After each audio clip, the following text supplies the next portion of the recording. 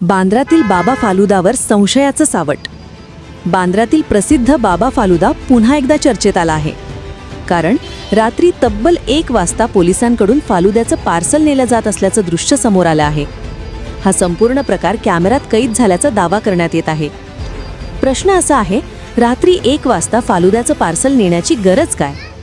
दुकान बंद असताना हे पार्सल नेमकं कुठे जात आहे? हे खरंच फालुद्याचं पार्सल आहे की फालुद्याच्या नावाखाली काही वेगळंच? स्थानिक रहिवासी आणि सामाजिक कार्यकर्ते म्हणतात, जर सगळं कायदेशीर असेल तर हे काम रात्रीच्या अंधारात का? सामान्य माणसावर कडक कारवाई, पण प्रसिद्ध दुकानांसाठी वेगळे नियम का? पोलीस आणि प्रशासनाची भूमिका काय? आत्तापर्यंत यावर पोलीस प्रशासनाकडून कोणतंही अधिकृत स्पष्टीकरण समोर आलेलं नाही. पण हा व्हिडिओ आणि प्रत्यक्षदर्शींचे दावे अनेक प्रश्न निर्माण करत आहेत. महाराष्ट्रातील ताज्या आणि महत्त्वपूर्ण बातम्या पाहण्यासाठी आजच आमच्याला सबस्क्राइब करा आणि बेल आयकॉन प्रेस करा.